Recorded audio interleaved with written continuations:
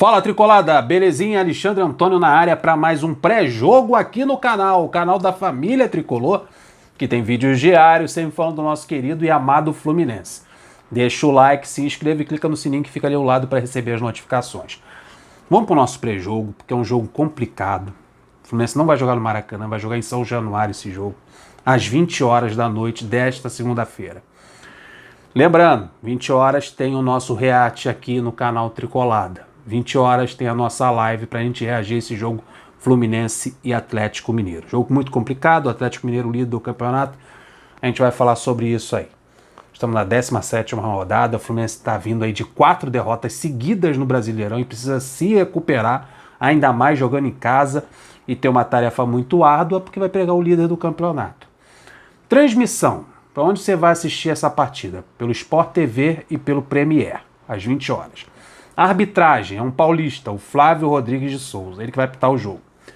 Agora vamos falar aqui do Atlético Mineiro. Por que é um jogo complicado para o Fluminense? Eu vou explicar.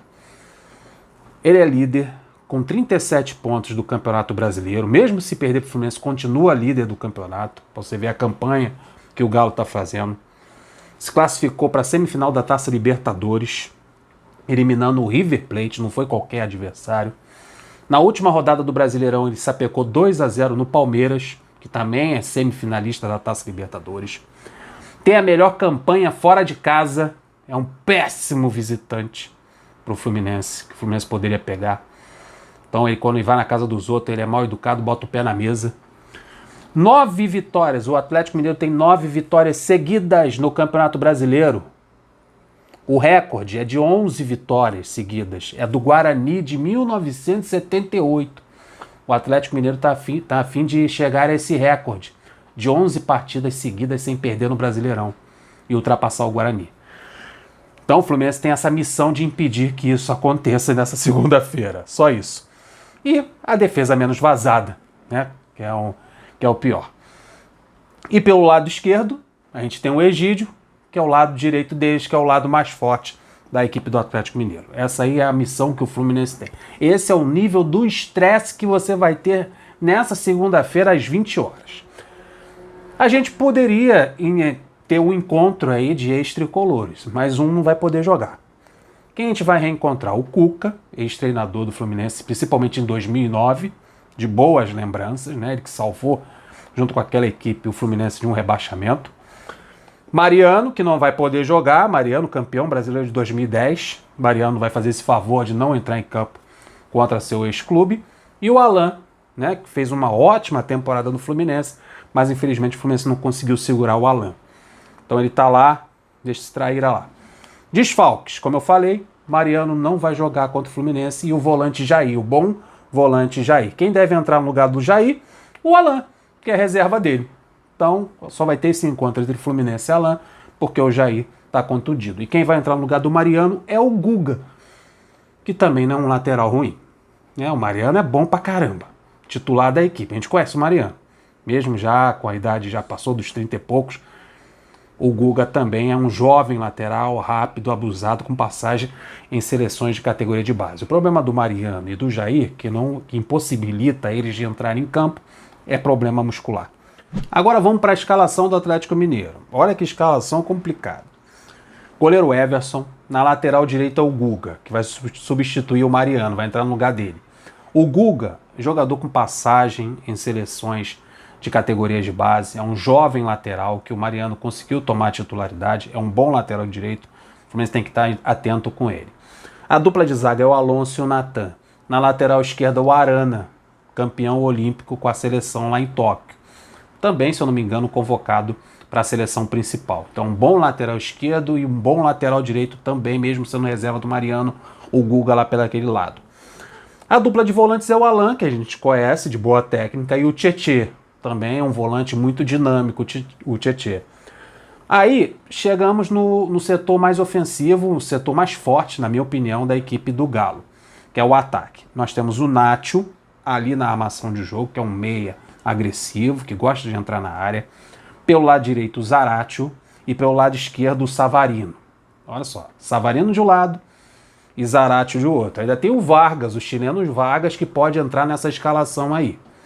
No ataque, o Hulk está fazendo tudo, correndo, dando chute, fazendo gol, é o dono do ataque da equipe atleticana. Então esse é o forte time do Cuca, no esquema 4-2-3-1, 2 volantes, 3 meia e um atacante isolado lá, que é o Hulk. Complicado essa escalação, principalmente o Fluminense, que tem uma deficiência muito grave ali pelo lado esquerdo, com Egídio, e agora com a provável escalação do Luca pelo aquele lado.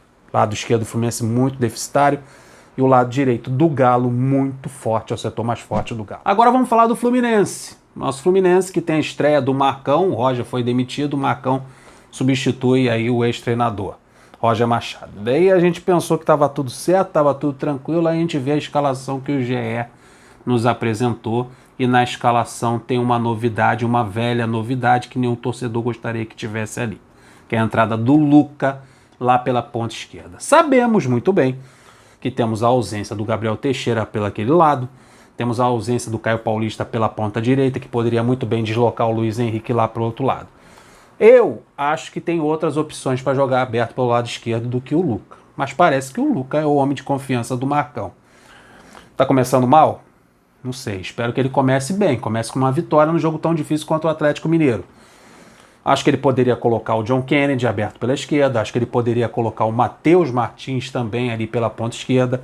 O Luca seria a minha última opção, porque todas as vezes que o Luca atua ali aberto pela ponta esquerda, auxiliando o Egídio, ajudando o Egídio na marcação, aquele lado esquerdo foi o terror. Todo mundo sabe o que aconteceu quando jogou junto Egídio e Luca pelo lado esquerdo. Mas vamos lá. Fluminense, que é o 16º colocado no momento, está a 1 ponto da zona de rebaixamento.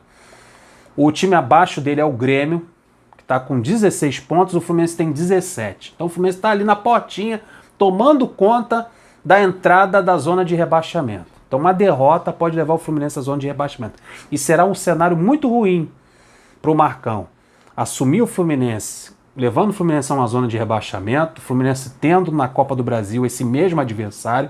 O Fluminense joga com o Galo nessa segunda e joga contra o Galo na quinta-feira pela Copa do Brasil, valendo coisas importantes. Premiação, classificação, o primeiro jogo.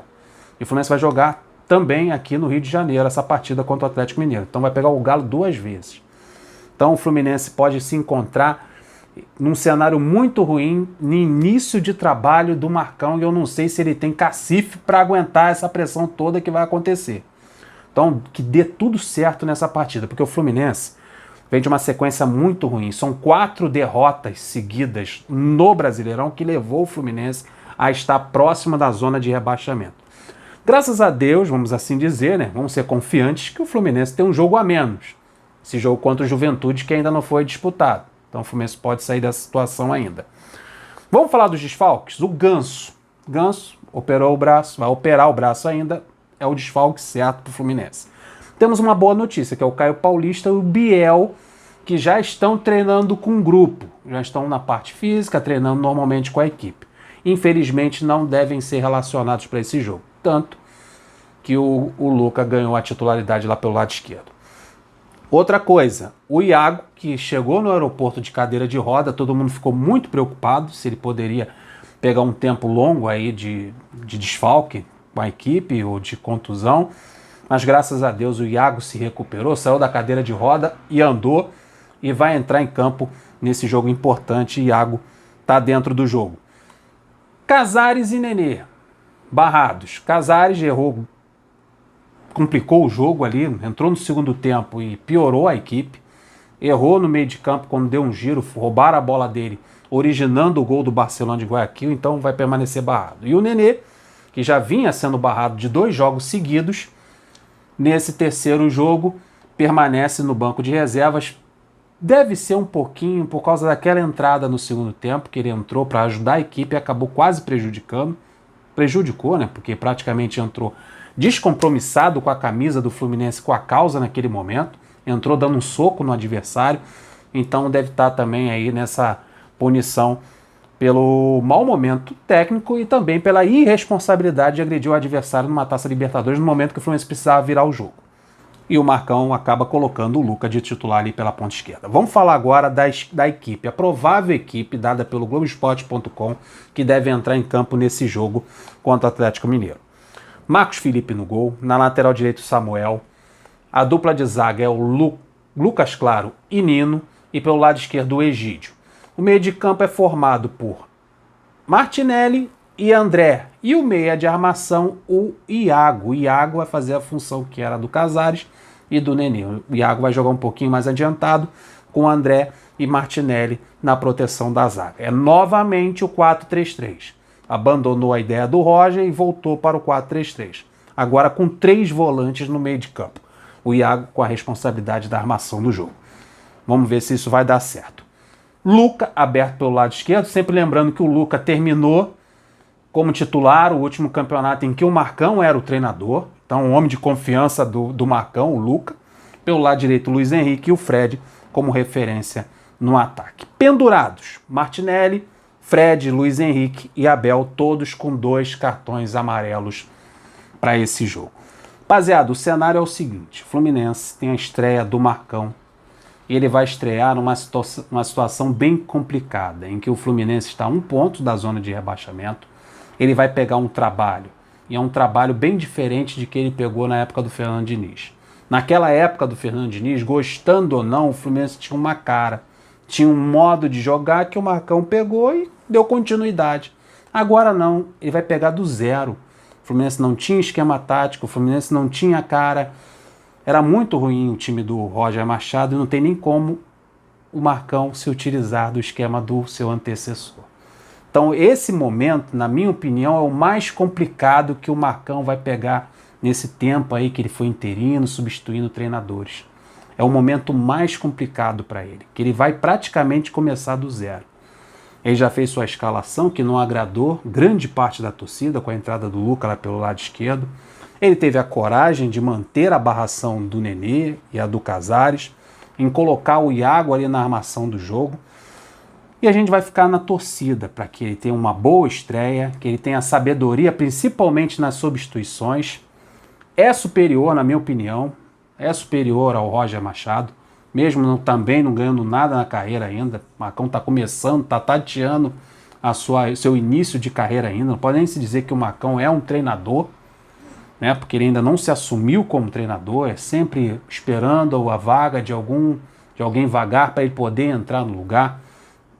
Mas a gente espera que ele comece bem esse trabalho, que ele vença esse jogo, que é um jogo muito complicado, mas o Fluminense tem o peso da sua camisa, e a gente pede que os jogadores honrem essa camisa, porque o momento é complicado, que joguem pelo Marcão e principalmente joguem pela sua torcida, porque a torcida do Fluminense não merece ficar 5 ou 4 jogos sem vencer no Brasileirão e principalmente cair numa zona de rebaixamento. Eu sei que falta um jogo para o Fluminense ainda, mas o Fluminense pode, com uma derrota, cair na zona de rebaixamento. E a gente tem que saber qual é a cara que o Fluminense, se o Fluminense tem condições ou não de passar também na Copa do Brasil, porque quinta-feira também tem Copa do Brasil.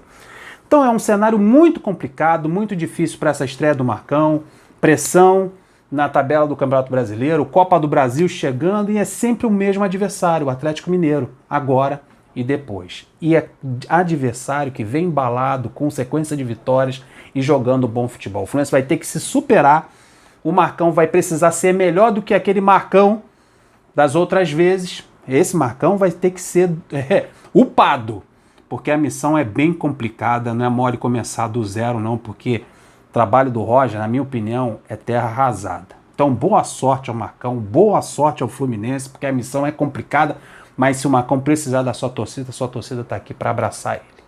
Tamo junto, Marcão, boa sorte e vamos ser guerreiro, porque dá para ganhar dos caras, porque peso a camisa do Fluminense tem e tem mais tradição do que a camisa deles. Deixa o like, se inscreva no canal e, por favor, às 20 horas, vem aqui pro canal do YouTube, aqui no canal Tricolada, para assistir o jogo com a gente. Um beijão, que Jesus Cristo e o Papai do Céu abençoe vocês para todo sempre. Fica com Deus, até o próximo. Tô indo nessa. Flui!